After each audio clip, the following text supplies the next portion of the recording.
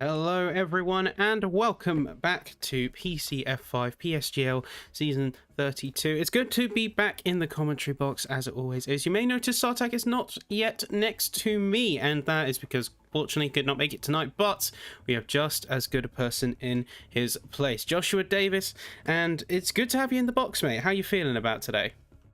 Yeah, hi, Sammy. Yeah, it's a great feeling to be here. Well, F5 of the season's been a great season so far. A lot of ups and downs all the way through from what I've looked at. It's been very, very tight in the championship here at Belgium. Of course, it's always a great as well. So, yeah, there should be a really good race, and can't wait to get started and get into the nitty gritty.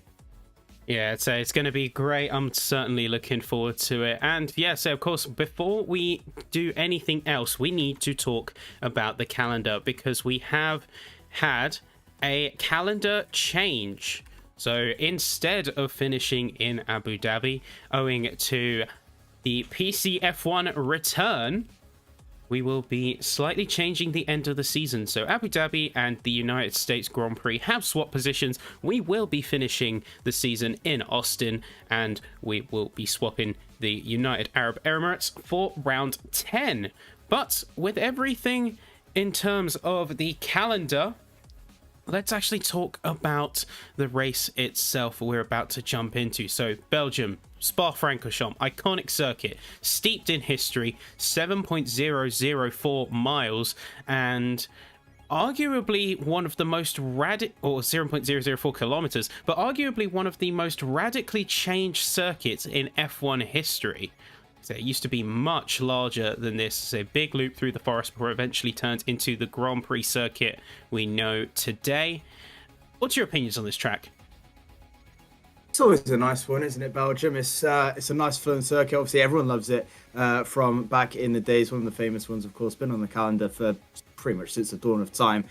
Being honest, there's been radical changes all the way through. Newest ones coming in for I think next season in real life with Eau Rouge getting a little bit slower up and down from a few horror crashes we've had over the years under Norris in qualifying, and of course Antoine Hubert, God rest his soul. But yeah, it's been it's an interesting circuit. It's a lot of fast flowing circuits. Main overtaking opportunities probably going to go up Eau Rouge down the Camel Straight through into Sector 2, but you may see the odd two going into maybe places you wouldn't expect, and maybe if it does get a little bit tasty near the end, you might see some down the bus stop going into the final few laps. But pole position, it is important around here into turn one. You're going to have to try and get a good getaway if you want to try and lead your way down to the Camel Straight. But usually if you are mainly down to the second row, maybe even second going into turn one, you've got a very good chance of taking the lead early on.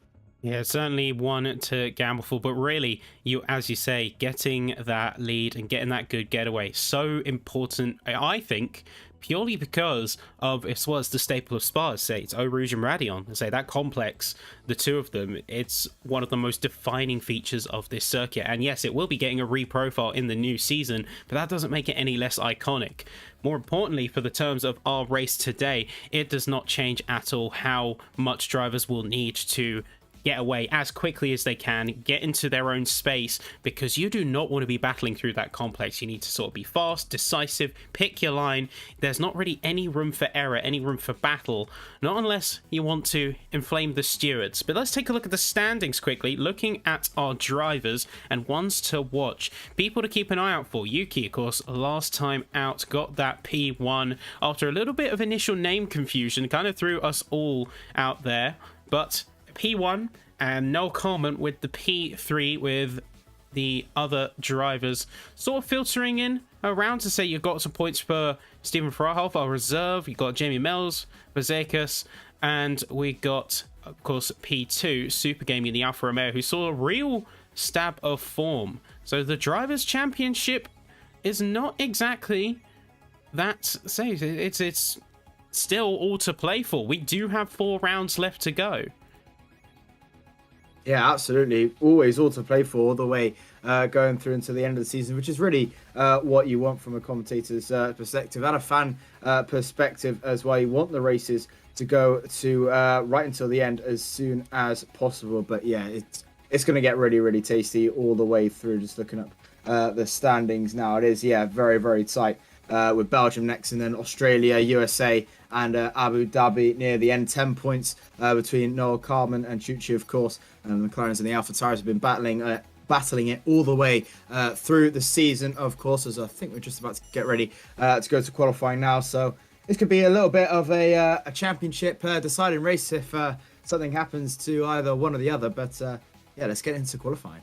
Yeah, so as we load into qualifying now, looking at the constructors, McLaren still have a fairly sizable lead to the rest of the competition. AlphaTauri is currently in P2. Drivers like Yuki getting those consistent points in, but Red Bull and Ferrari have some strong players of their own just in the race. So unfortunately got DNF in the end last time out. Hopefully we see them return to form because it was one to forget last time out for them. But the Alfa Romeos have also been putting in some very strong performances, and we just have to wait and see, won't we? In fact, I believe, say, Portimao is the only place on the calendar so far where two constructors have got exactly the same points. So McLaren and Alfa Romeo tied on constructors points for that round, which a little bit of an interesting tidbit, interesting fact. But with that all being said, let's get ourselves geared up and let's get into qualifying.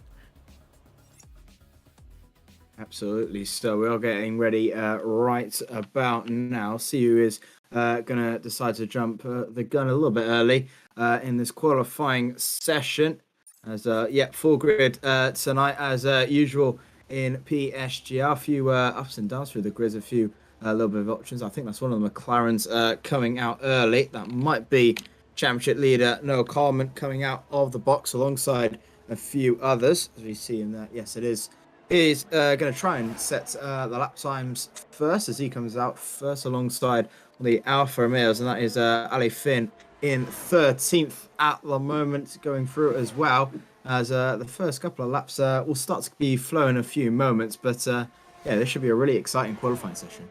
Yeah, hopefully qualifying is going to be good. I mean, there's so many parts of the circuit that you can push and you can really just experiment with lines to extract the absolute maximum performance out of your cars. As I say, you've got to say, of course, you've got Eau Rouge and Radion. It's iconic parts of the circuit. You've got, of course, Pouon, Kevil Straight, just to name a few areas. Bus stop chicane, where you can really test your braking zones and extract the absolute maximum out of your car's brakes. But this is where a lot of the aero package also comes into play. Having that front or rearward bias is going to dictate how you attack the corners, how stable you're going to be through said corners, and how much pace you're ultimately going to extract on the entry and the exit. One that we'll have to wait and see. In terms of the weather, looking fairly bright and breezy here in PCF5. Of course, we'll have to keep an eye on things, make sure that everything is shipshape, and in terms of things that could develop, you never know. One thing we do know for sure, though, is that qualifying is going to be great, and we're just about to see our first proper flying lap from Elfin in the Alfa Romeo. Let's see how they do.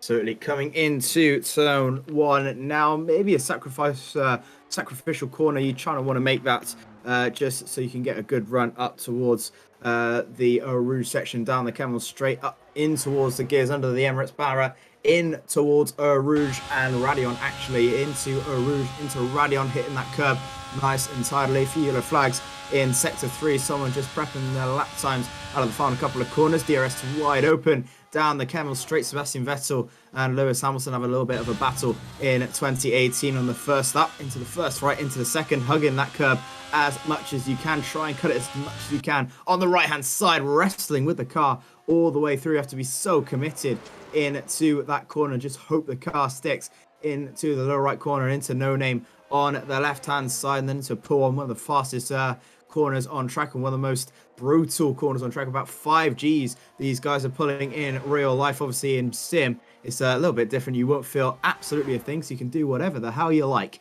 In towards sector 2, then once again it's hitting that curb, almost hitting into the AstroTurf on the left hand side. Once again, really exploiting those track limits as much as you can, and nice and fairly into the final couple of corners then, and in towards Blancham on a 14.655 into sector 2 for Ali Finn for the ADT the team as he comes through Blanchimont now, fully flat to the floor until the bus stop chicane. The final two corners, flat for the left under the Pirelli banner. Kimi Räikkönen having a crash in 2008, all those years ago with Lewis Hamilton. Ended badly for him with 2 laps to go, navigating the bus stop chicane nice and tidily. DRS smacks you in the face, and a 43.023 is how we're going to fare out for the first couple of laps with Ali Finn. Not bad at all. The McLaren comes towards the line and obliterates that with a 42.171.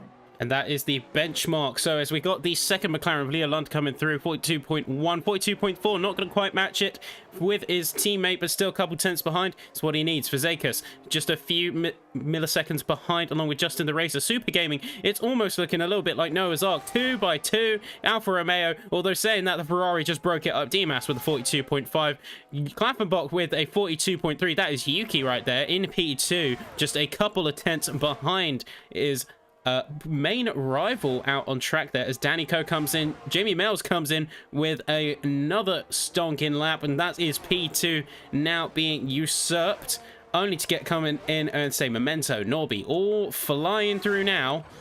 Barros, in fact, heading into the pits. Jashki coming out to set a fairly decent time, 43.0. You're really looking at the 42s if you want to be in a good position here at Spa, it's looking like. Yeah, definitely so. Low 42s is your first times on the board. About 5 minutes gone. Probably going to say like the mid to high 41s is probably what's going to be pole position. But yeah, so far 42s, low 42s is what you're going to be aiming for. No, Carmen setting the bench really high with that extremely low 42.171. Place to Jamie Mouse's 42.3. 2.9, of course, a tenth and a half just between the two of them. The Alpha Tauris, 2 by 2 as well, second and third for them, doing extremely well in their first couple of runs. Jamie Miles has overtaken his teammate Julian Klaffenbach just there, as also Elliot Noreen setting his laps. A little bit of traffic as he goes through into P1. Should be all okay for the first couple of phases. One of the Alpines just in front of him. Not sure who that is. That might be Leonard Jackson. Yes, it is. Just in front. He pulls to the right-hand side, and he's all okay there. As Elliot Noreen, as he comes towards Sector 2 now, just coming to the Delta, in towards the right-hand side, braking nice and early for turn number right, and into a 15.360 for Sector 2. Looking pretty tidy so far. It's looking like a very solid run so far. You've got 6 drivers left to place on the board. That's Norin, Rhombus, Barros, Kintix, Kaze, and Yoris out on track there. And say, Norin, a little bit of traffic there. We saw with Alfin in particular, the level of commitment of these drivers as they're almost losing it coming into the second sector. It's looking like these cars can really bite you if you're not careful, and it takes a lot of concentration to wring out the absolute maximum pace from these machines. Definitely so. You have to be absolutely on your game every single lap. Even in the sim, those little few thousandths can be absolutely detrimental to your lap. You've seen it in F1 esports. Of course, these pole positions pretty much being settled by 1,000ths of a second, 2,000 second, almost in an absolute dead heat. So in sim, you have to be absolutely on your game, just like you are in real life. So these guys, we could see near the end, these pole position lap times coming down to the final couple of thousandths of a second, couple of hundredths of a second. And where you're really going to have to try and extract some sort of lap time out is definitely tricky parts like Sector 2, so technical is that there. Sector 1, very hard as well, just to get that just to get the straight line speed going as much as you can. Lower wings necessary, but not too lower wings, just to sacrifice into Sector 2. So we'll have a look to see who's got the main pace so far. Looks like Noel Carman in the McLaren, followed closely by his teammate Leo Lund in P4. The Alpha Tauris and McLaren are inseparable once again, as they have been pretty much the whole season. It's like a very good duo pairing from the two of them, and you bring up an excellent point, as that is the car setup. I think Spa is probably one of the most varied places in terms of car setup that you can get, because you have different areas that you can attack. Do you attack top speed, low wing setup, and really go for those VMAXs, for those overtakes, or do you go for a little bit more wing to really maximize the second sector, places like Pouon, where do you draw the line as a driver? It all comes down a lot to your driving style and also where you expect to place yourself on the track. I think it's a really interesting battle that we might see, not necessarily in terms of the drivers, but also in terms of the cars and how they've got them set up. We might see cornering speeds and top speeds vary quite significantly.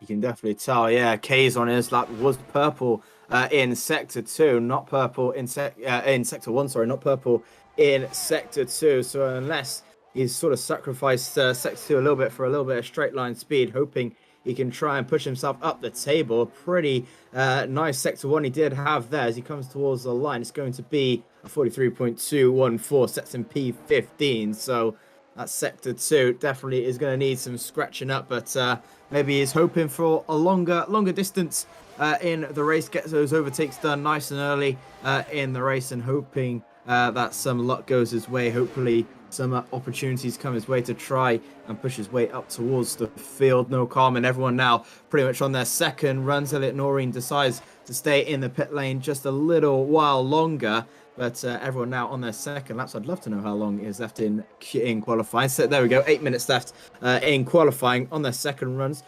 Could be some times for some third runs if anyone wants to really get a spare set of softs on their tyres. Well, the majority of drivers at this point, they have their banker runs. So at this point, it's really just about either climbing places or securing your high position. Say Fazeka's dropping out of the section in P12, so he's going to be only dropping down at that point. And I think it's exemplary of these drivers to throughout all of this. And one thing that I've seen is that the on-track conduct, it's like you never see anyone blocking, you never see anyone sort of unfairly in each other's way. They know when you have qualifying that if someone's on a run, you let them on a run. And I do have to absolutely commend the sportsmanship of a lot of these drivers, and talking to some of them, some great characters in there, and the great characters in all of PSGL for that matter. But it's Coleman on board with now, say, absolutely nailing those curbs, hitting it almost into the AstroTurf as we head into the third sector now. See those taps open up in the Papaya car. We're heading it around and seeing what kind of speeds it can hit before we head to the bus stops. Look at easily like 200 plus. The question is, how high can he push it? How hard is he willing to go? We saw Barros overcook it and go straight into the runoff in his Williams. And are we going to see Noel Carman do the same? Nope, nails the apex. Final corner, looking like a strong lap here. Is it going to dethrone his previous? It's looking very close. It's a single millisecond between the laps. I cannot believe it. But Dimas immediately coming through with a 1.09 to come so close to breaking your record, and then having the Ferrari come in and take it. That's got to be a little bit of a humble pie, that right there.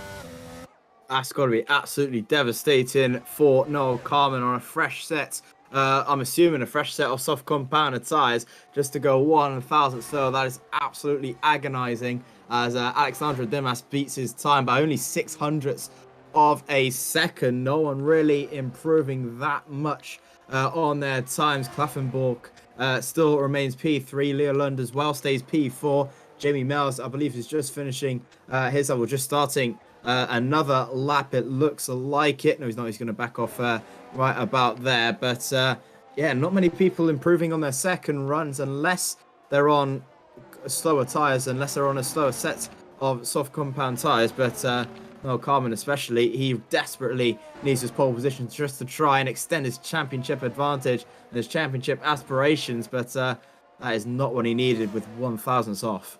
It's very close, and the milliseconds arguably are tighter here, or at least we've shown today so far, than even some of the, say, the top esports divisions. So it's looking like single millisecond deciding a record or not. You can't really get tighter than that, but I think that the 142s, about 142.5, that is kind of your convergence points. That's like your median. You want to be aiming for that time if you're on the lower end of the scale, and if you're on the higher end of the scale, then anything I'd say above a 42.3, you are more or less locked in your position, because it looks like there's a large spread at the top end of the field, and then everyone sort of falls around the 142.5 point, with the 143s kind of need to get a move on. And not to mention the three drivers of Rhombus, Barros and Kintix all need still to set a time and set time is running out with about 4 minutes left in the session.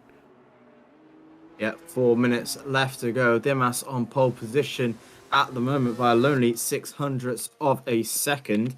Ali Finn is out there. Well, again, actually, is decided to go pretty early on in this qualifying session. Ben Fezkas has retired from the session. He will finish no lower, no higher, sorry, than 14th place.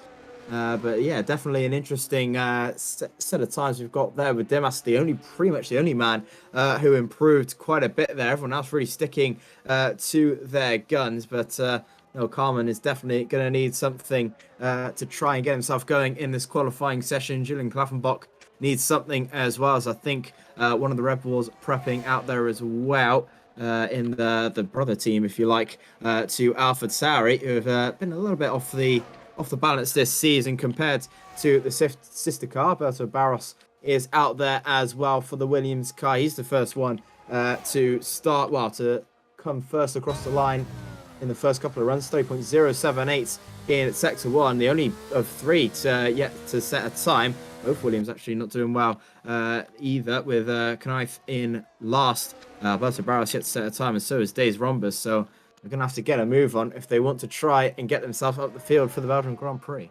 Is running out of time here is the main theme, and so just under 3 minutes left in qualifying. This is go time. Everyone knows that if they want to get a shot in, this is their last chance to do so. You're starting to see cars peeling out of the pits now for that final mad dash to the line, get across before the flag drops, seeing what they can do with any remaining chance they have before we head, of course, into the full race. Barros now 15.6. So sector 2 looking okay. We'll still get time on the board. They haven't invalidated just yet, and we hope that we can take it all the way through to the end. And no matter what happens, provided the other drivers don't set a time, that is an immediate promotion of a position. Anything else is at this point a bonus. But here we go, final corner now, straighten it up, get the power down, don't slip too much. It's going to be a 1:44, but again, because the other 2 drivers still haven't set a time, that is a promotion on their previous.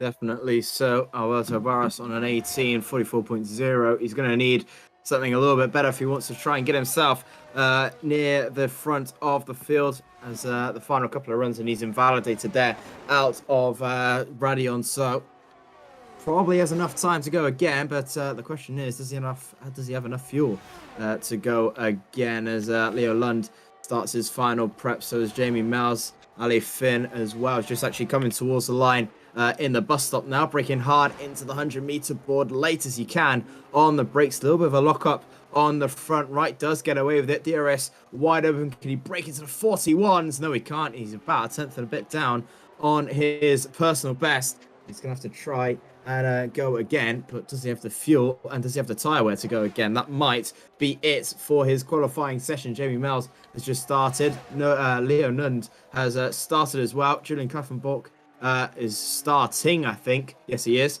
as the top runners start to set their final laps with only a couple of seconds left to go, and this should be pretty tasty right until the end. Well, we're seeing a pretty strong cadence forming at the top end of the field. Ferrari coming in with a little bit of a wild card. Demos still leads with a 142.109, but beyond that, you have the usual suspects. You have the McLarens, you have the AlphaTauris, and you have the Alfa Romeos. They're typically on the top end of the field, especially the likes of Super Gaming, who we saw a couple of rounds now really absolutely knock it out of the park in qualifying. But that being said, we're not seeing that same thunderous form here. We might see it in the dying moments of qualifying, but the flag is dropping now, and this is really the last shot for anyone going out on a run.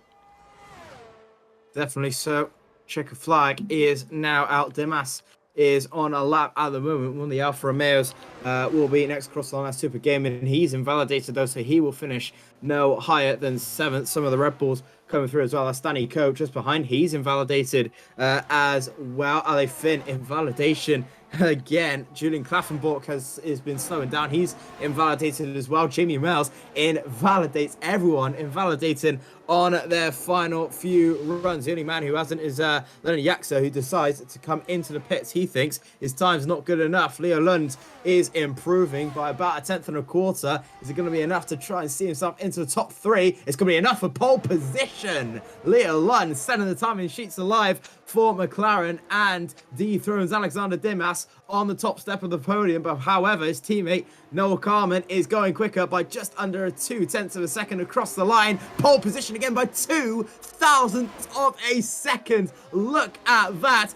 Alexander Dimas goes to a 42.084. He ties with Leo Lund. Julian Klaffenborg is invalidated. That will pretty much do until the end of qualifying. Sparky goes up to P10. That will do nicely for a lot of these guys up there. Wow, what an end.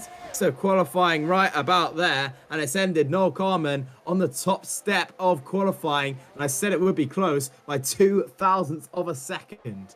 It's a great showing in the final runs of quali here. So Dimas couldn't improve, and in fact is on the exact same time as Leo Lund. Carman comes through, and it's a McLaren front row here in Spa qualifying.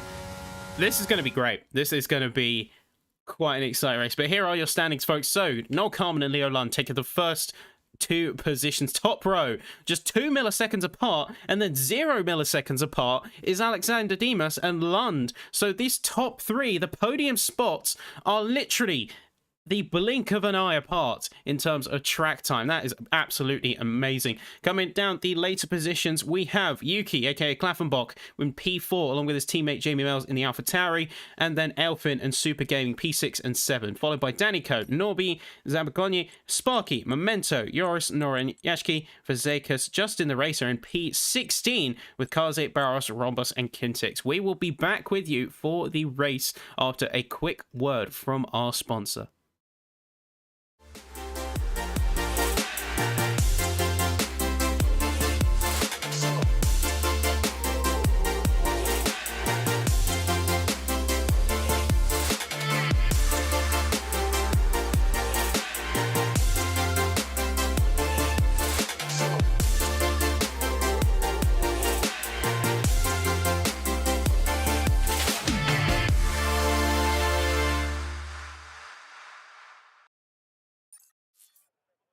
All right, folks, we are back, and look at the sky. It's looking a little bit overcast. A little bit of a wild card thrown into the mix here at Spa. I'm going to see, are we expecting any of the drivers to react? It's just that overcast. It's not looking like any actual rain yet, and it looks like drivers might still be on the mediums, but either way, it's 5 red lights. Track is hot.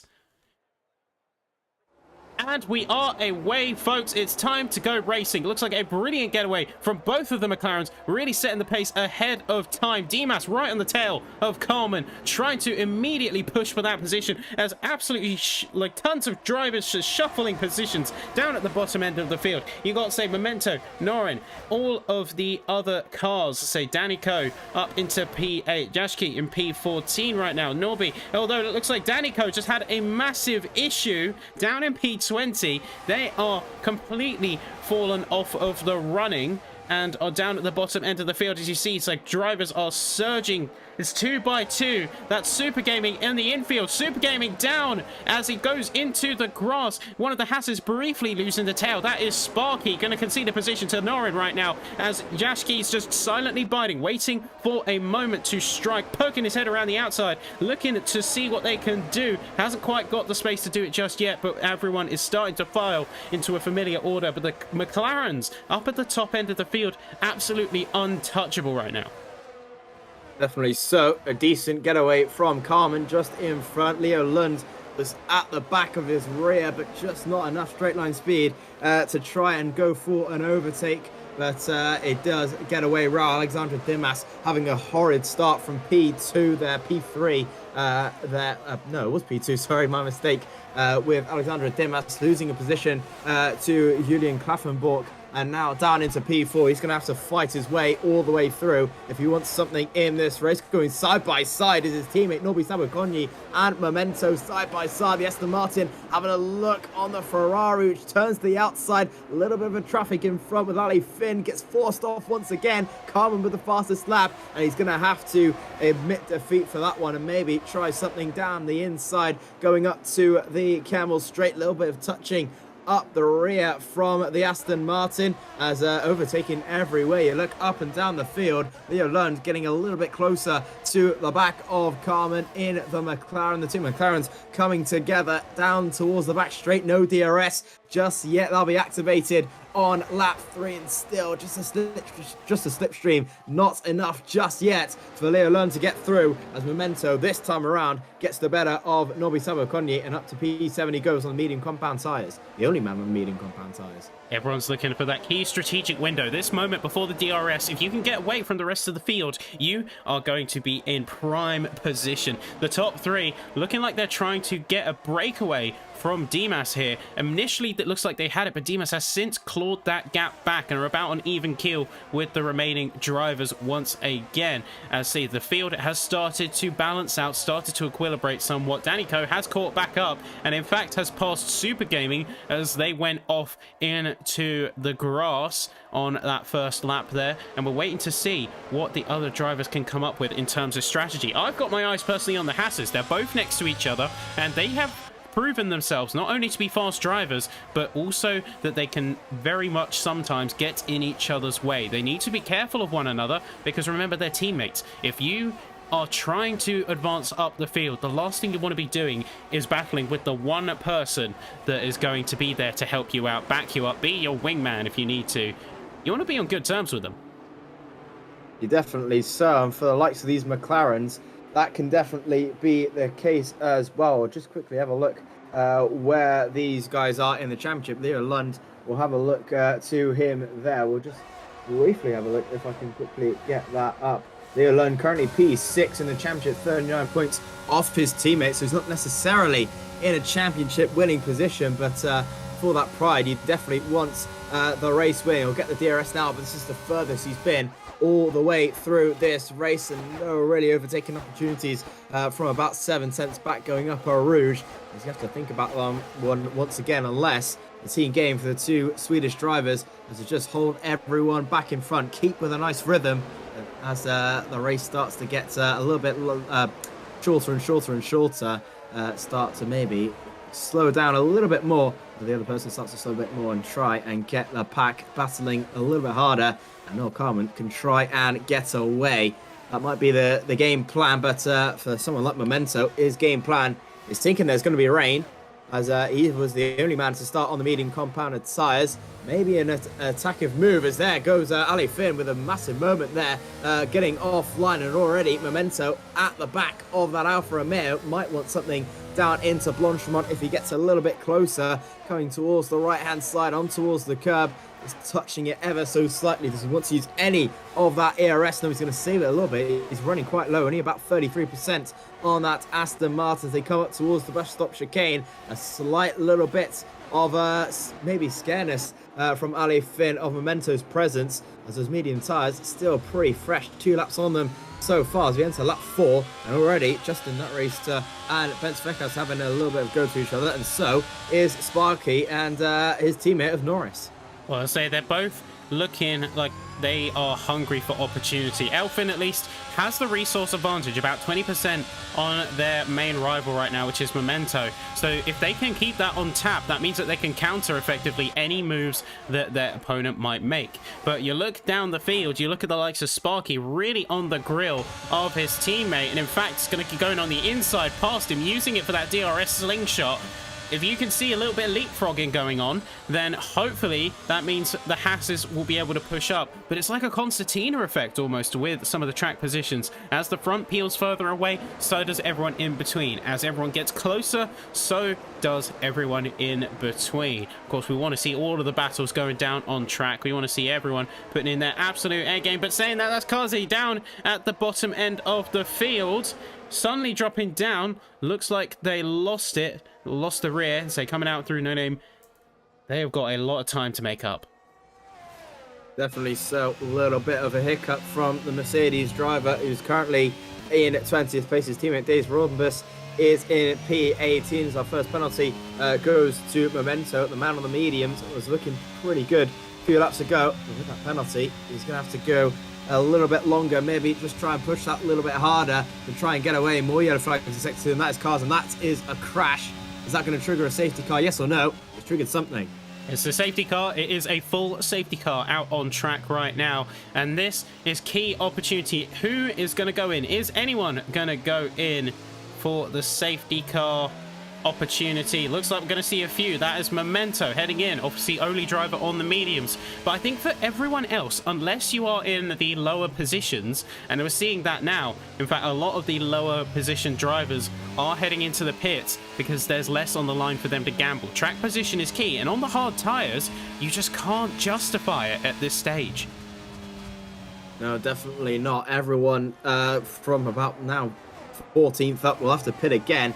And obviously on those hard compound tyres, it's pretty quick at the start, but once they get to the end, they fall off quite horrifically. So the likes of Memento can definitely get a good slingshot here. About, 18, 17 laps still to go in this race. Noreen, Fekas, Barros and Rhombus all on the medium compound of tyres. Question is if they get to the end, they probably will, but first 10 laps, the mediums are okay. Once they get to the end, gets a little bit tasty and starts to get a little bit worse for wear. These Rhombus, I think maybe a disconnection from his side of things, and Mercedes not having a good day at all. But the whole of the top 14 deciding to stay out on the hard compound tyres as the McLarens are close to the box. A little bit too late. Well, they've just barely worn in those hards, and the mediums are kind of too far of an operating window to really make viable. They don't have those track positions that they need to fight upwards for. And that trade-off of course, you have the early attack compared to someone on a harder compound, but then you have to defend it. These guys have no such luxury, because if they're ahead of everyone, they won't have the DRS, whereas everyone further behind will have that DRS train to work themselves upwards. So the advantage is lost, and you only have the disadvantage of shorter life tyres that once they give, they really give. Those hards will keep on trucking, but these mediums, and especially if you're really pushing and fighting upwards for those positions, they can burn out fast, and they can leave you like a sitting duck if you're not careful.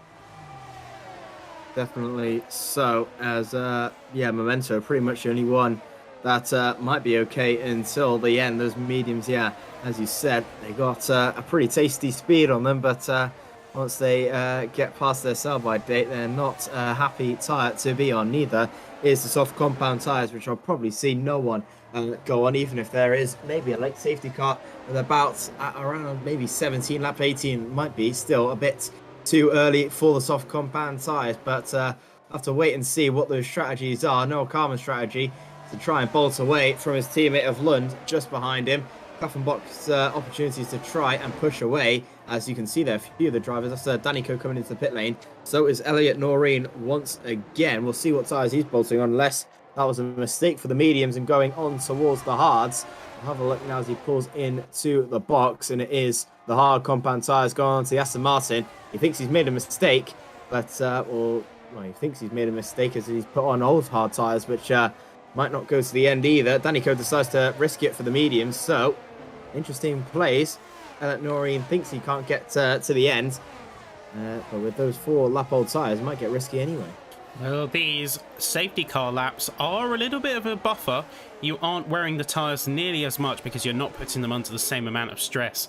You're exercising them a little bit, but that's just to keep them warm. So in terms of the life, you are getting about an extra lap's worth out of them. But with the mediums at this stage, I'm not sure if that's enough to save them. It's going to certainly be very tight towards the end. And the runners like Fazekas, Barros, Rhombus, Danico, you got to hope that they are going to be pushing with all of their might to get everything they can out of those mediums before it's too late. Looking at the field now, though, it looks like McLaren 1-2, AlphaTauri P3 and P5 with the Ferraris, P4 and P7. So really jumping up there, especially Norby as he's come through and has really sort of made efforts to join their teammate up in P4, kind of displacing the Alfa Romeos while they're at it. Such a strong start, only to be now in P6 and P13, and the Haas is P8 and P9. So on the team front, it's looking like a little bit of a shake-up in a lot of ways compared to what we were used to.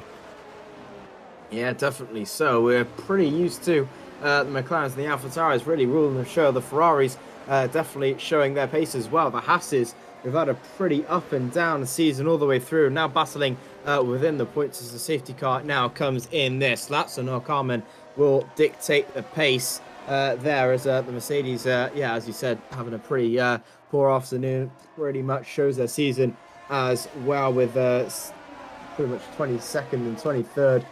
In their drivers' standings there, not having a good season at all. Yet to score a point, I think, for them. But Will Carmen will lead back underway, and the question is, can he lead it going up towards the Kemmel Straight? Well, he needs to get that good getaway, but not so good that he leaves his teammate in the dust. If they're a second out, then the team plan is game over, and you don't want to be doing that, but it looks like a fairly strong getaway, and Noel Carmen has in fact, yeah, really gets the jump on the competition. Leo Lund sort of left trailing a little bit.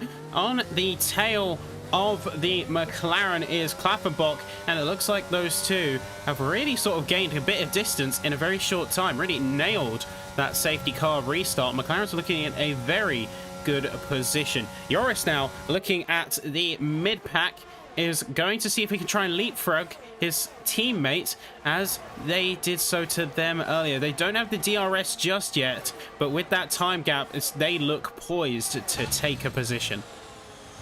Definitely so. So Memento makes a few positions up the field as well. He's now up into 13th from 14th. Mix-up move on Bense Fezcat in P14. He's now on the medium compound tyres. The sun starts to come out, so maybe that threat of rain was a little bit of a myth. But yeah, Noel Common really having a good safety car restart. Interesting that Leo Lund didn't get as close to the back of the McLaren that I probably would have expected him to go to. I was expecting him to really close up to about 2/10, maybe even a 10th there, unless the game plan is just to try and not attack each other and just stay put, is if that might be a call from Mr. Zach Brown. But wait and see how that plays out. Looks to be a pretty decent plan so far, but Leo Lund's strategy, as you said, is to try and stick within the DRS, try and hold on just as much as he can, try and tow away from Noel Carmen. But it's definitely an interesting one with Julian Klaffenbach still closing in to that 6/10 gap, 5/10 gap. So it's getting pretty tasty all the way through, but it'll only be a matter of time if maybe one of them in front maybe has a little bit of a slip up, and Klaffenbach can just go straight through and maybe take a little bit of a firm hand on the championship. One can only wait, and in the case of Klaffenbach, one can only hope. That pressure of being in the top positions can be crushing at times, especially as you get closer to the end. So keeping your head up, keeping a clear head, and just setting yourself a clear objective. This saying, this is what I need to do. Just keep up my current rhythm and I will do it, is sort of the key to succeeding here. So as a driver, you can't get overwhelmed with what's happening around you. And as soon as you let a mistake creep in, it could be as good as over. I see Kintix and Jashki trading positions here, as it looks like that Williams has cleanly made it around the Alpine. The Aston Martin, a Memento, looks like to be the next up. Quickly throwing a dummy in there and trying to put some pressure on their opponents. But yeah, keeping a clear head, that's what it's all about as a driver, because the first to make the mistake is the first to lose. And as soon as you do start making mistakes, it's almost like a river. It's like once the dam is broken, it's just going to keep on flowing. Definitely so, as there goes Ben Fakas round the outside of the Aston Martin. That was a beautiful move from the Hungarian there. Beautiful move around the outside, getting the job done. A Memento on those hard compound tyres, really struggling there out of those final couple of corners in Sector 2. And Ben Fakas might not be done here. He's going to try for his teammate of Leonard Jacks as well, side by side up towards Blanchimont. And easy as you like, and the Alpine is on a mission to try and see his way through the field on the medium compound tyres. Might be able to get to the end if he's careful. near the end. But right now, he's in no hurry to try and get away. One of the Alfa Romeos, I think that's Super Gaming in P15, really looking hungry. This battle really down the end of the field, starting to get very tasty indeed as the DRS now opens this lap. No Carmen has an 8 tenths gap just in front. We're going to stick with this battle just behind with Memento closing up to Yax and Super Gaming closing up to Memento with Alberto Barros having a look at something as well as they come up towards the Camels straight. Danny Coe and Rombus going side by side further down the field as there goes Memento on the back of that Alpine. Just that door just slammed shut ever so slightly, and waiting another day is for an opening is the Aston Martin, as the Williams is really close to the back of that one now and almost having a look down that inside. It looked like Super Gaming, he might just make it work down the inside. Yes, he has. Into No Name gets the job done up into 15th, and now we move over further up the field. It's still Carmen leading this way with Leo Lund 8 tenths back, and Klaffenbach really starting to reel in the McLaren. Well, I'll say these top three drivers, they are really sort of, it's a battle of wits as well as pace, because Carmen and Lund are within a second of each other. Klaffenbach is in a second of Lund. Dimas is completely out of the picture in effect, 1.1 seconds behind. He's going to miss this detection zone, and this is the start of the slippery slope. Could very easily be reeled in by Jamie Mells, and before long could be prime target for the likes of Aelfin and Norby. So the question I have on my mind is, how are they going to recover and get back into that DRS territory? Might see a strategy shake-up, might see an undercut on the tyres, maybe getting onto some mediums a little bit earlier. Only time will tell. I think maybe for Ali Finn's case is probably for an overcut in the pit lane, go maybe a lap later and just hope for the best, really put in those times and hope for something that's going to stick. Meanwhile, just further up the field, just in front, Jamie Mells all over the back of Alexander Dimas, who was flashing just before, meaning his DRS is down to 10%, and easy as you like. Jamie Mells makes it at AlphaTauri 3-4, and it goes McLaren, AlphaTauri, Ferrari, Alfa Romeo, Ferrari, as Spencer Fecas gets into P11 there as well. Yeah, as you just going back to Ali Finn there, 2.2 seconds back on Alexandra Dimas there, so he's quite far behind. He's got Nobby Sabo-Konyi just behind him. He definitely wants to try and get himself up the field for a Ferrari third place at the moment, but it's just a battle if he wants to try and keep him there, or unless he just wants to run his own race, maybe not battle him too hard and hopefully he gets through and just try and follow him through there. But the strategy will definitely go to the pit lane. The race will definitely go to the pit lane. 12 laps to go, so we've still got some time before the medium compound tires. Probably expecting around 12:30, 14 is the pit lane's gonna be opening for the hard compounded tires. Meanwhile, like Spencer Fecas, Alberto Barros, Days Rombus and Danny Coe, they can go until the end. So can Memento and Elliot Noreen as well. But it's definitely getting tasty. But I'll tell you what's getting even tastier is the fact that Julian Klaffenbach is really on the back of Leo Lund. And No Carmen seems to be struggling a little bit to try and get the gap to a bigger advantage. Yeah, the gap is waning fast. I mean, you look between Klaffenbach and Jamie Mells. Like, Jamie Mells got the fastest lap last time out, as Barros is completely down at the bottom end of the field, and Norby heads into the pits. I'm not sure what's going on there, but big shake-up down the bottom end of the field. And then at the top, we're expecting to see an overtake potentially any second now from the AlphaTauris. Got the tail, 218 miles an hour, too wide, almost goes for it. Doesn't quite have the opportunity. That door is going to be closed on by Leo Lund as he himself goes around to the side of his teammate, almost to try and defend at the same time as attacking. So really just putting in that work to maintain their positions. The AlphaTauris breathing down their neck. It's looking like a real shake-up as a safety car has once again come out. That is Dazed Rhombus out of the running completely. We'll see what's going on there. Try and see from the car cams.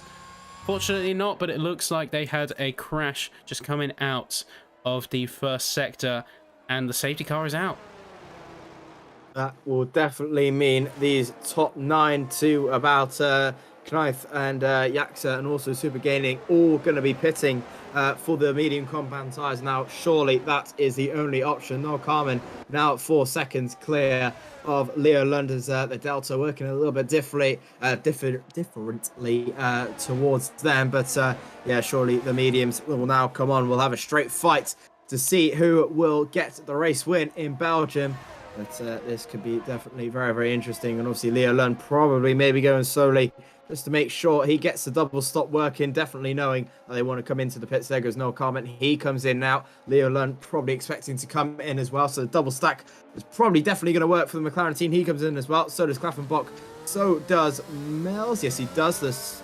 Oh, it's going to be close for the AlphaTauri pair. And yeah, everyone coming into the box now for the set of medium compound tyres.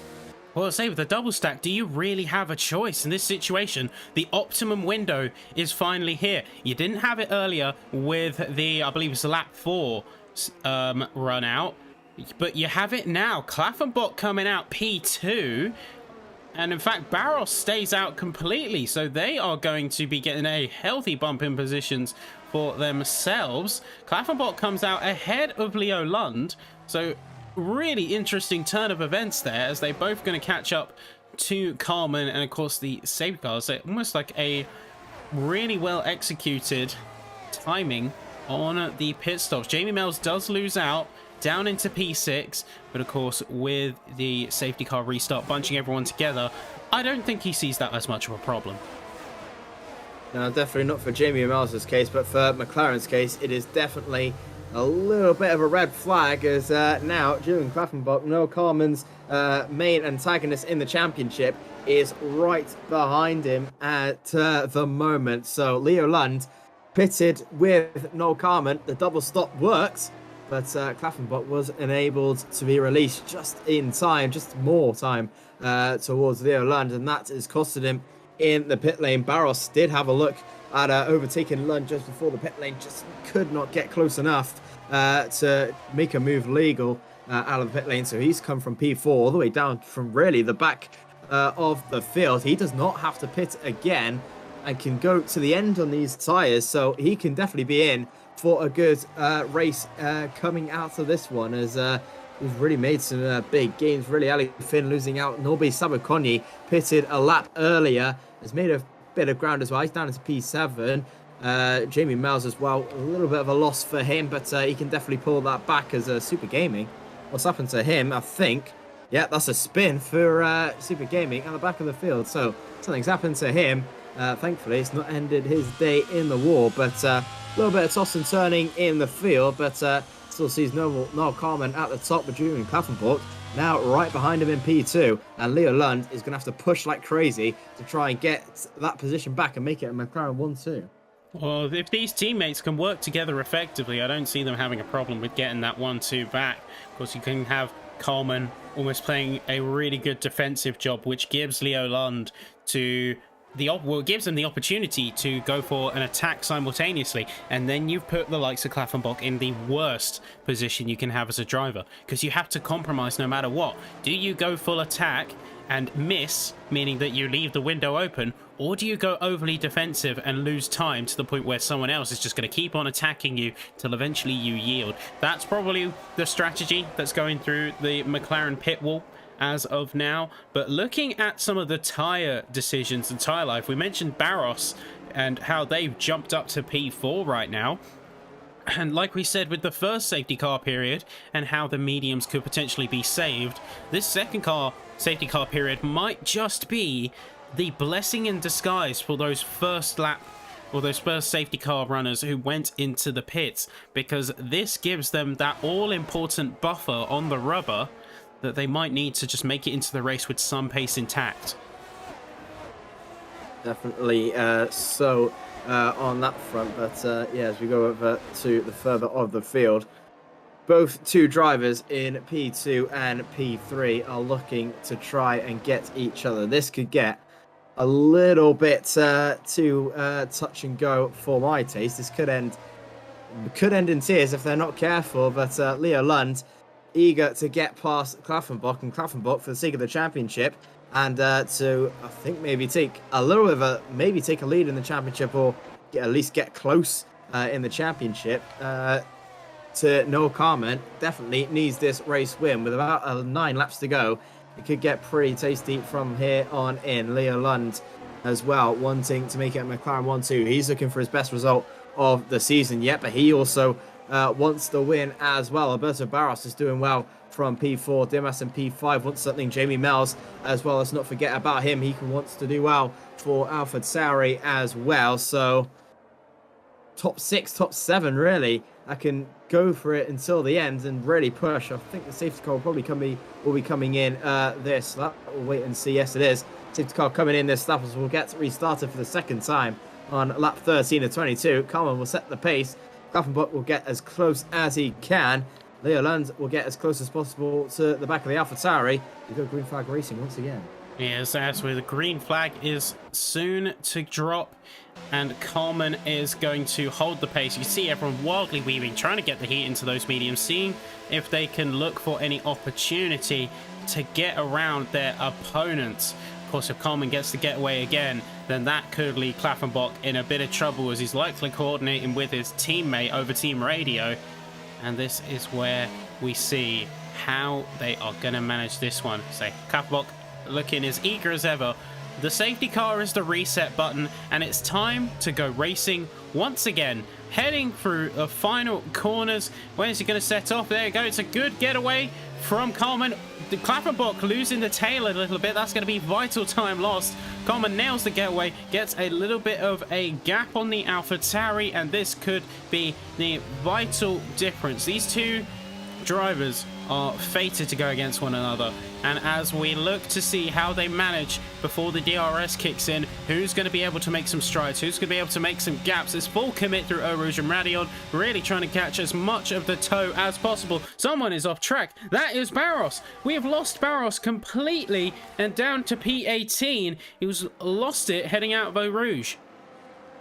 It might have been an attack with Jamie Mills. Jamie Mills, sorry. They went side by side up through Eau Rouge, 2 into 1. Doesn't really go up there, and that has left Alberto Barros right at the back of the field, going slowly as well. Completely ruins his race. Now pretty much 20 seconds back from P17, which is Super Gaming. But yeah, good chunk of points now pretty much flushed down the drain for Alberto Barros. He's going to have to rethink of that one in the coming laps and the coming races. But meanwhile, Jeremy Mouse does see himself up in P5. Alexander Dimas is now P4 as Elliot Norrin and Super Gaming both get time penalties at the same time. Leo Lund still in P3 at the moment, 3/10 back from Julian Klaffenbach, who's about half a second behind Noel Carmen at the moment in time. And definitely wants to get him as sooner rather than later. As you can see him using a lot of his ERS down in towards the back straight, a little bit deep under braking, which may allow Leo Lund to get something down the inside going into turn 1 if he wants it. Memento get past Knife there for P11, and Joris follows him through. Dimas with the fastest lap of the 45.094 up towards Eau Rouge they go. Leo Lund closing in on the back of the AlphaTauri of Julian Klaffenbach as they come up towards Eau Rouge now. A little bit too far back than maybe Leo Lund would have wanted, but does he want to use that ERS? Yes, he does. Does Klaffenbach want to use the ERS in the slipstream? Yes, he does as well. I don't think they'll be close enough to make a move down into the right-hander. No, they're not. They stay 2 by 2 once again, and it is probably going to be waiting until the DRS starts to kick in the next lap. I think this is really going to be a battle of resource management more than anything else. We can see the two of them are completely committed to pushing their car to the absolute ragged edge. So what's going to decide this battle more than anything is going to be, well, for one, the ability of the drivers to keep their heads down and not bow to the pressure, but also how much of their resources they're willing to expend. If Klaffenbach uses too much ERS trying to keep up with Coleman and trying to defend from Lund, that leaves him open. But at the same time, if Lund puts everything into a single attack and fails, then that could be the move completely gone. They might not have another opportunity. Definitely not as one false move, and that could be it for anyone in this race. Look at Leo Lund all over the back of Klaffenbach at the moment. Look how much speed he has compared to AlphaTauri. He wants to chuck one into the inside. He moves to the left, moves to the right. There's a little bit of a cut-off there from Klaffenbach. Very nice defending and definitely does cut off Leo Lund there, but nice and fairly. And what a defensive move that was from Klaffenbach to keep himself in P2, and the best part of that all was he's not really lost a lot of time to Carmen in front. Lund will have another go down the back straight as Super Gaming retires from session. That's in the pit lane up there, so that's the end to his race. But now Klaffenbach with the DRS and ERS available to him, 3.5 tenths is the gap. This is prime time to try and get an overtake done. He's going to slip into the slipstream, pull to the right hand side, side by side they go. Carmen's going to try and defend it, but to no avail, and Klaffenbach takes the lead of the Belgian Grand Prix, and now he has a firm hand on this race and maybe a little bit further to the championship lead going in to the next race as Klaffenbach now takes the lead of the Belgian Grand Prix for the first time, and Carmen has to respond this lap. Played right into his hands there. Say, Leo Lund, exactly as we were talking about using your resources and putting into a failed move, Leo Lund burnt about 20% of his ERS for an attacking move heading into the bus stop chicane.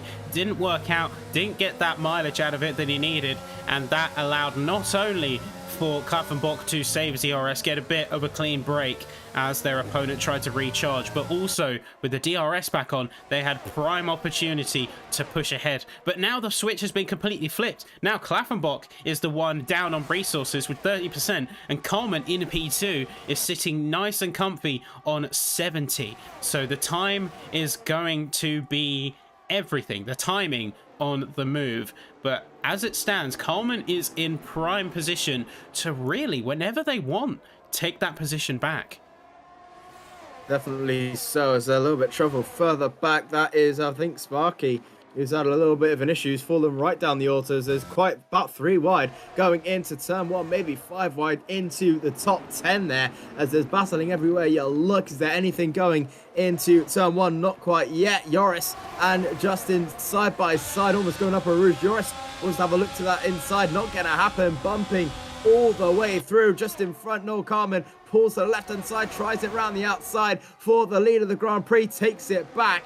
And is there anything doing? Look at that, pretty much almost 6 and 7 of them just buffled in for a little bit of racing as the Red Bull gets a little bit loose, but just imagines to keep it going as they've all kept it in a straight line, kept it on the road. Fair play to all of them as the Haas having a look at inside, a little bit of sideways action, keeps the wheels still going, and that is Norris having a little bit of having a little bit of a look on the Red Bull, keeps it going though, and that is that for that battle. And it's FaZeCast who still remains in that P7 spot, and 3.5 seconds back to P6, which is Norby Sabo Konyi. Sparky gets up into 15th, and Noel Carmen bolts away to 8 tenths of a second. Yeah, and as we see Kintix peel off to the side, this is the concertina effect right here. We saw with that Haas, a little bit of sideways action, lost the rear, and ended up condensing the entire back end of that grid together. And all saying that the Red Bull's been tipped on the rear and he's in the wall. That is Yashki down around, and it looks like you have 2 drivers completely out of the running. This is... oh no, Danico's managing to get out.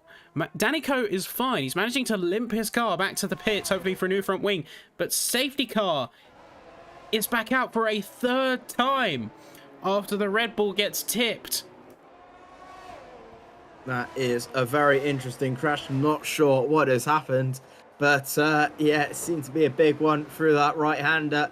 It can happen, and you can see from the skid marks maybe a little bit of a tip, and that is that for Leonard Jacques' day. Danny Cope does imagine to get away as FaZeCast, Memento, Gnaith, Yorin and Danny Cope all go for the soft compound of tyres. Good strategy. If we get to about if we get racing about lap 20, lap 21, that could be a pretty decent move, but is it a little bit too little too late from there? Everyone else decides to stay out, a little bit caught a bit too late for there, but they want that track position. They've got fresh mediums still on there.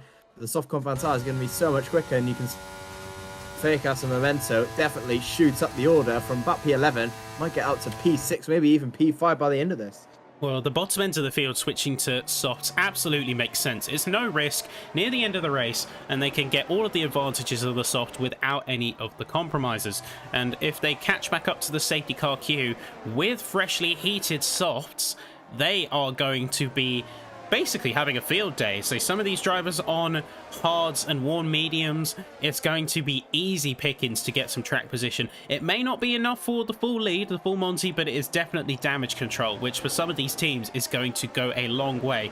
If not, then definitely will be a chance to deny some of their rivals some much needed points to extend leads or take positions. Definitely so. Lap 20. We get racing at about lap 22. We will have the DRS on the last lap, which could be crucial in the deciding winner of this. Or could it be Julian Klaffenbach, or could it be Leo Lund, or could it be Miles? We just don't know just yet in this one. If they want to decide to bolt on the softs, or unless they want to choose track position, the smartest idea, in my opinion, would be to stay on track and do not pit. We're right on board with Noel Carmen right now. He's coming towards the final couple of corners. Does he want to pit for the softs? No, he doesn't. Neither does Klaffenbach, neither does Lund, neither does Miles, and neither does anyone. Taking the smartest decision just to stay out, keep it in the pits. As actually, Lensis Fakas decides to come into the pits. What is that for? Unless that is for front wing damage, or unless he thinks he's done it wrong. And actually, yes, that is for front wing damage. So something has happened to that Alpine. Yeah, so the top drivers, we don't expect any of them really to head into the pits at this point, because with 3 laps to go, and effectively it will be 2 laps of racing, the track position is everything. And it's much easier to defend a position than to attack it. So to get softs only to get back to where you were is not viable. It's too risky of a play, and you can't count on anyone else really to do the same thing, so you'll just leave yourself as a disadvantage. You do have to almost play into a bit of a herd mentality when you're going for tyre strategy, and especially in these situations where everyone is presented with the same choice, you kind of have to go with the herd. That's why you see often a lot of snap decisions regarding race strategy. If you see the pole sitter go into the pits, that's usually the signal for everyone else also to go into the pits, because you follow that flow. You don't want to leave yourself out of kilter. You might be able to get a bit of clean air, but that will vastly be outweighed by the fact that you will be dropping some pace, or you will be left out of tempo from the rest of the track. It could put you a lot in trouble. Yeah, definitely so. Top 10. If you're to pit now, pretty much suicide. It's a lottery if you try and get up to the back of the field where you were. And for the likes of Lord Carmen and Julian Klaffenbach, with the championship on the line, is just a bit of a too much of a risk to take near the ends and the closing stages of the Belgian Grand Prix. Pretty much looking likely we will get to green racing at the end of lap 19 and onto the start of lap 20. We'll have pretty much 3 laps of racing, 2021 and 22. So we might have DRS on lap 22. There we go, safety car in this lap. And it's all down to Julian Klaffenbach and Noel Carmen to lead us back away.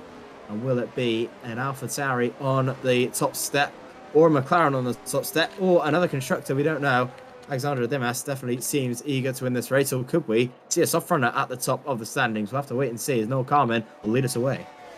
So Noel Carmen, once again, almost a little bit of Groundhog Day effect, but is leading the pace once again. It has the responsibility to get the good set off, and potentially to set up his teammate as well, as he's in the same sandwich situation that arguably Klaffenbach is in right now, with 2 opposing drivers right there. But there we go. It's an early set off from the McLaren. He's going to absolutely jet it in the early run to the pit stop chicane. He's not going to get as effective of a getaway as he did last time, but it's still enough to put a little bit of distance between himself and Klaffenbach. He's going to be putting a fair chunk of effort, a fair chunk of ERS into just getting away from that AlphaTauri. The DRS won't be as big of an effect, but certainly getting that gap to making sure they are out of the tow is going to be vital. Absolutely so, as Klaffenbach all over the back of the McLaren. He wants this lead. very early on into the slipstream, pulls to the left-hand side of the AlphaTauri versus McLaren, the two championship rivals side by side. Klaffenbach to the outside, swoops to the inside, gets the job done, and retakes the lead of the Belgian Grand Prix. Sparky with a 3-second time penalty added to his name. Noel Carman now sits P2. Leo Lund has been P3 for pretty much every single lap of this Grand Prix. And just look how close these two are. Noel Carman in P2, 2.5 tenths separating those two, with Jurgen Klaffenbach leading this way, and Leo Lund could be picking up the pieces near the end of this one. Jamie Mills, however, is looking to try and pounce as well in P4 as the McLarens are stuck in an AlphaTauri sandwich. Alberto Barros and Ali Finn having a little bit of a tussle between the two of them, as the soft compound tyre runners have yet to make an impact at this restart, and probably a bit of a risk too much for them, as Noel Carman now has a 5-tenth gap to Julian Klaffenbach in P1, and this could be a little bit too interesting, but as Julian Klaffenbach maybe pulled the trigger a little bit too early, as Leo Lund is now having a look on his teammate down the inside. He wants that for pride now, having a look to the inside, which pulls Carman to the defense. It's not going to work. Still around the outside they go, banging wheels. The two McLarens, no love lost on the end of this final couple of laps, and the championship does not matter to him. He's going to have a look to that inside line. Side by side goes the two McLarens, wanting a little piece of that action, almost 3 wide, with Jamie Mills getting involved, has to back out, both of them backing out, and now this is getting really, really interesting with 2 laps to go, and Leo Lund all over the back of his teammate. I think Leo Lund might be thinking, so you're clearly not hungry enough to do this. Let me do it myself. Give me a chance. Let me go at him. He really wants that. You can see how hard he's pushing almost into the inside grass line as he tries to get past his teammate there. He's desperate. He wants it. He's going to try and go for that top spot. And given how his performances have been sullied by bad luck in the past, I don't blame him one bit. He's trying to fight off Jamie Mills at the same time, though. He cannot put his eggs all into the same basket. He's under severe pressure. He's dropped off massively to Carman, putting himself out of position from some of those moves. So I would reevaluate in that position. Use your teammate as your biggest guide. Use their draft. You don't want to put yourself in a compromising position just for what will ultimately amount to the same amount of constructors points, which is one of the bigger fights that drivers often forget. Yeah, absolutely. This battle between the two of them will amount to no extra points in the championship, apart from the drivers, which is just pure and absolute stuff for themselves. Memento gets past Justin, that racer, and Knife gets past through Sparky for the final points on the podium. Here we go then. No, Leo Lund, a huge dive bomb on both of them, goes for the lead there, 3 wide, going into the final couple of corners. A little bit of ghosting happening between the two of them, so you head to the final lap. Carman now with a 3-second time penalty. Leo Lund with a do-or-die move, and now Carman has a look to that inside. Whoa, that was a little bit of a risky move for Leo Lund, but sees himself on the lead of the Grand Prix. Carman with a 5-second time penalty for corner cutting. The race has gone from pretty good to absolutely horrible. Jamie Mills now wants this action to lead the race for one last time. Jamie Mills now leads this Grand Prix. Yes, the Hail Mary move that cost it all. And admittedly, it looked good on the surface. If he could commit that move, it would have been great. But it caused his teammate to extend the track and get a penalty. Then get another penalty by the game for seemingly corner cutting a move, even though it was put out of position. I feel like that might be disputed, that 5-second penalty, to be fair. And we'll have to see what the stewards make of it. But that big move, that Hail Mary, completely scuppered the race for the McLarens. What was going to be a fairly stable and fairly modest P2 and P3 has suddenly turned from a fairly confident and consistent points finish to something much messier. As in fact, say it's Jamie Mills who's come out on top of all of this. It's been rewarded for their patience and cleanliness by getting to the front of the order, and is now set to take the checkered flag at any rate, just making sure that they have enough resource to make it to the end, putting the battery to the absolute final moments. Carmen going to get right on the tail, but it doesn't matter. Those penalties are going to mean much more here. Jamie Mills crosses the line, checkered flag, and it's going to be an AlphaTauri winning the Belgian Grand Prix as Noel Carmen gets demoted to P8 post-penalty. P9, in fact, post-penalty. Absolutely incredible. Looked like a McLaren 1-2. The team strategy looked perfect until the last lap where the true colours fell. Leo Lund went for a dual dive move, which put him into the lead on the last lap. It forced the P4, and AlphaTauri get all the points with that 1-2. Absolutely incredible. Jamie Mills leads one lap of the Belgian Grand Prix, and it was the last one to make him a race winner in Belgium. And the championship starts to tie it up, and I think that might mean that Klaffenbach takes the lead in the championship with Carmen down in P8 there. Klaffenbach in P2. Jamie Mills wins it. Norbert Sabakonyi finishes on P3 for Ferrari from P9. That was absolutely incredible. Yes, that is all happened in those last few laps. And as we head to the podium now, the AlphaTauris 1-2. Perfect race. Couldn't put a foot wrong there. And say Jamie Mills taking the top step for Klaffenbach P2.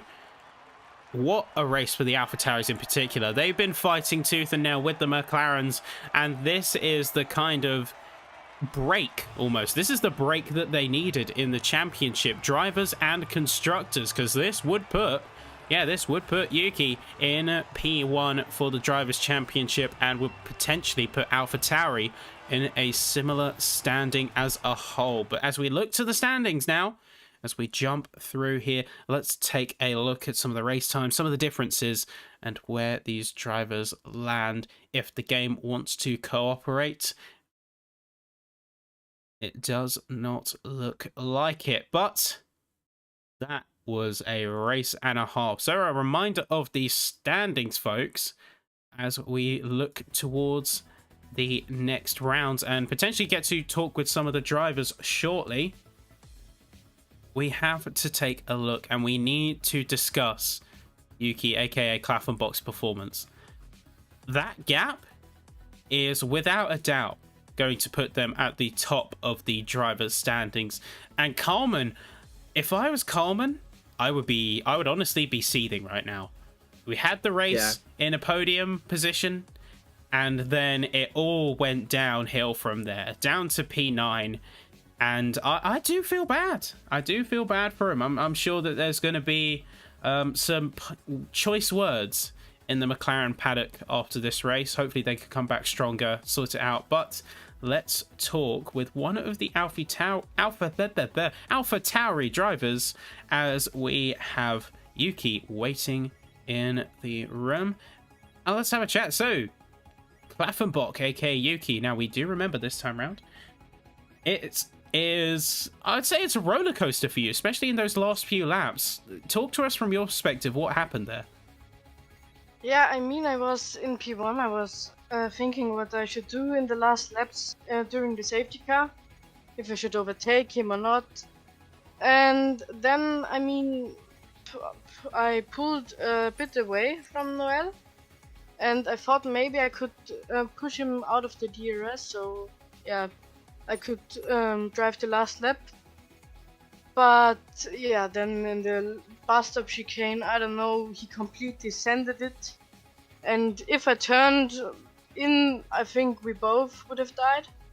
So yeah, I don't know what I should say to this. And then I don't know what happened there, but both McLarens, his teammate, they went off in the last corner on the outside, and I don't know why Noel got his penalties, but yeah, then I in the first corner of the last lap, I touched him a bit in the rear, but yeah, and then in the last sector, I just couldn't manage to get ahead of of Leo Land.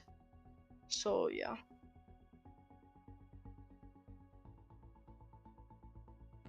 Is quite a roller coaster. Is I think a bit of an understatement after that account. I have to say, what were your expectations heading into Spark also say had a decent qualifying session, looked good on your end, and then of course you get into the race and it's overcast. What were your sort of expectations? What did you expect to walk away with? Podium, a win? Where are you setting your bar? To be honest, I had to win because I'm in a championship fight, and against Noel, I don't know, you don't know what happens in the next races, so you just have to be as positive as possible and try to take the win. During the race, I saw that my pace wasn't as fast as Noel's, so I knew I had to do something. And then also that the two McLarens were literally ahead of me and around me, and I was in the sandwich of them. So this was also a difficult situation. But yeah, all in all, I think the race went good. My qualifying pace, yeah, I knew I'm not the fastest in qualifying, but I was happy with P4. So yeah.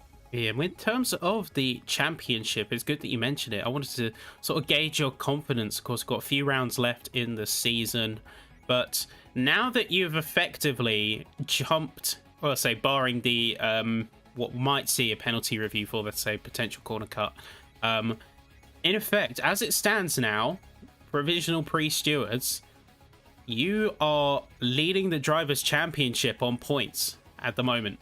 So how are you feeling in terms of confidence heading into these last few rounds? I mean, I'm very happy. I thought before the weekend, or before the day today, that it's gonna be very difficult, but now that the race went so well for me, I'm very happy and look forward to the next 3 races. I mean, these are not the fastest tracks for me, but yeah, we will see. We'll see. Josh, any question? Yuri, it was a great race from you once again there into P2. Just going through the next couple of rounds we have in store. Let's have a look where I think we're at Australia next week, then Abu Dhabi, and obviously USA. You're looking forward to those final few races. Do you think maybe the championship is looking up to you and maybe you can get that top spot? Yeah, I mean, I like Australia, I like Abu Dhabi. Besides, not my favorite track, but I have to do the best out of it, and yeah, hopefully in the end I will be on the top. So, well, congratulations once again. It's a great podium for you, and good luck for the rest of the season in your championship fight. Yeah, thank you. All right, so that is, let's say, Yuki, aka Klappenbach, heading into next round with pending penalties, a P1 in the Drivers' Championship and a P2 here in Spa. But let's talk actually to our race winner, because we want to sort of get their account of the whole ordeal. And that is going to be Jamie Mells of the AlphaTauri team. So, Jamie, 1-2 for the AlphaTauri outfit. How are you feeling? I'm feeling great. I didn't know what to expect on that final lap. I thought I was settled for a podium, but when the opportunity came, when I was ghosted through Noel, I really thought I could go for it, and I just drained the entire battery on the straight, and I went for the win, which came out of the blue, really.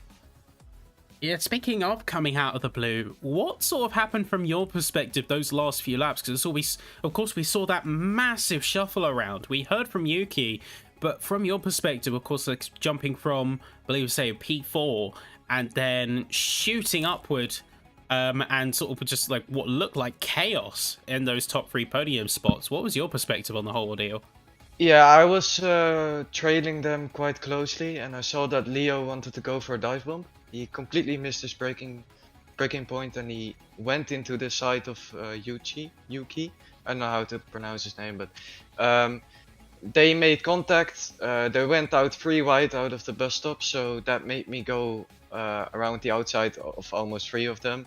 Then they had the traction on me, and then there was another shuffle with a huge dive bump in the first corner. So that made me ghost through Noel, and that made me go up into P2, and then the straight explains itself, really. Yeah, you had that clean break almost, and I'll ask the same question that I asked Yuki. Heading into today's race, what was your expectation? What were you looking to get out of today's running? I was trying to go for pole because I knew my pace on Spa was pretty good. But in the final run, I really invalidated, of course. But I had a lot of motivation coming into this round because finally the tracks are starting to suit me again, so I can finally show what I'm worth of. Very nice. Yeah, Jamie, that was pretty much a perfect race from you there. Led the last lap, which is always the crucial one at the end of it. Do you think you can still help your teammate with Yuchi try and get towards that Drivers' Championship? Maybe try and help him out furthermore for the final 3 races of the season? Yeah, I will definitely help him. I tried to, even when I gained all those positions, when Yuki was still behind me, I tried to give my position back, but he lost so much traction. I think maybe he had some damage, I don't know, but he lost a lot of traction on the corner, so I couldn't really risk my entire race by braking or lifting, so I just went for it. But the next races I'll definitely help Yuki when I'm in position. Absolutely. Obviously, the next few rounds, Australia, USA, and Abu Dhabi. Looking forward to those next 3 rounds of the season. Yeah, definitely. Absolutely. Well, yeah, we'll let you go there. All right. Well, yeah, say if you had to pick a favorite from those 3 rounds, say Albert Park, Yas Marina, and Circuit of the Americas, which would you pick? It would be Kota. I love Kota. Oh, I'm into that. That first turn. Mwah, chef's kiss. Anyway, gonna let you go, mate. Beautiful job out there today. Of course, great points on the board for the team. I'm sure that's going to be really helpful in terms of constructors. And we hope to see more fireworks out on track next round.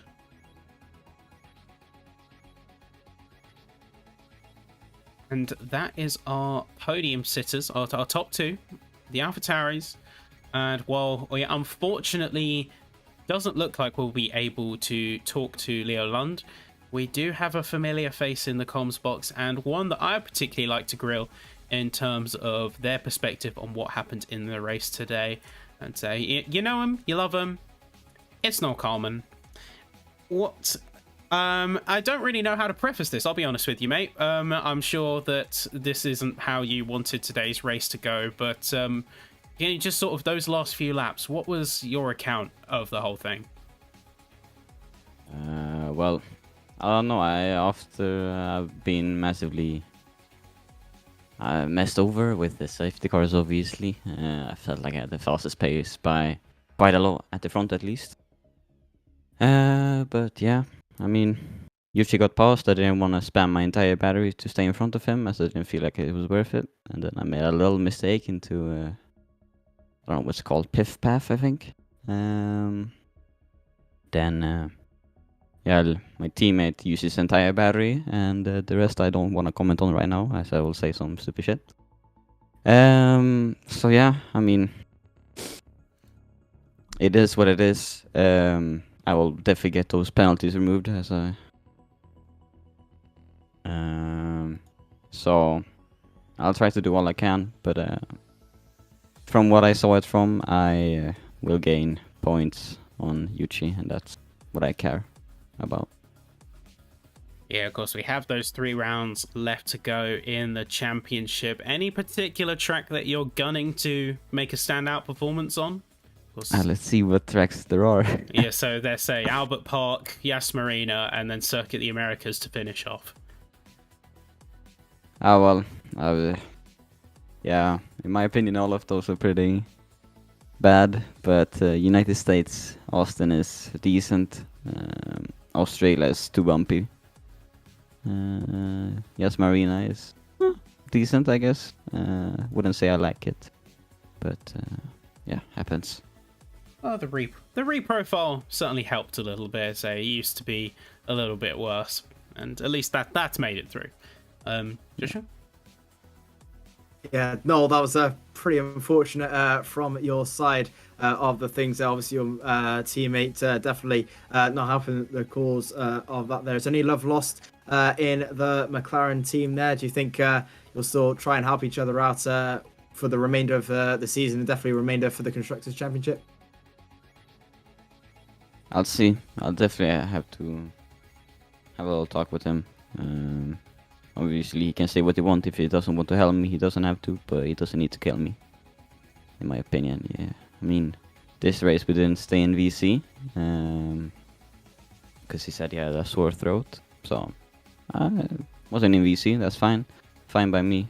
But it makes these things happen. If he could have told me in VC, I could have been like, okay, I'll let you go. Fine. He's done so much for me this season, letting me go and getting me points. So, but without being in VC, it's really hard to do team commands like that. I feel like, as I did feel like I was definitely faster than him. I think I had more ERS than him as well, and higher straight line speed. So, oh well, it is what it is. Absolutely. So, well, obviously it's a little bit tough now, but obviously, hopefully, with the penalty moves, you might just still stay in front in the championship. Are you looking forward to his final 3 races? Do you think you'll still have a good battle with YouTube near the end? Yeah, I think me and Yuchi will have a good fight until the end. At least I hope so. Obviously, I'm gonna hope that I'm gonna come up on top, but I hope it'll be a good one. I don't hope that any of us will have some unfortunate things happen to us. I'll just be playing respectful racing, in my opinion, and that's what I hope for. Absolutely. Well, massive bad luck today, but hopefully the next few races will go good luck for you. But yeah, good luck for the rest of the season. Yeah, thank you. And with that, that brings us to the end of today's race. So just a reminder, in terms of the calendar, we are looking at 3 more rounds left in the season. I can't believe it's gone so fast. But we have Albert Park next time out. So definitely you'll want to join us for that. It's going to be a great one. It's going to be a good one. Certainly no shortage of drama, and especially with some of the changes that were made for the 2022 season. The racing at times can be nail-biting, can be electrifying, but it's certainly going to be good. As always, definitely like, follow, all of that good stuff. If you enjoy what we do here, enjoy what we do at PSGL, we want to check out any of our other leagues, PC, console, or you name it, PSGL has it, and we will see you next time out in Australia. I've been Ben Sapsford, aka Sappy, and this has been Joshua. Sorry, I thought you mean yeah. Goodbye, everyone. Thank you for watching. This broadcast was brought to you by GT Omega, proudly supporting PSGL.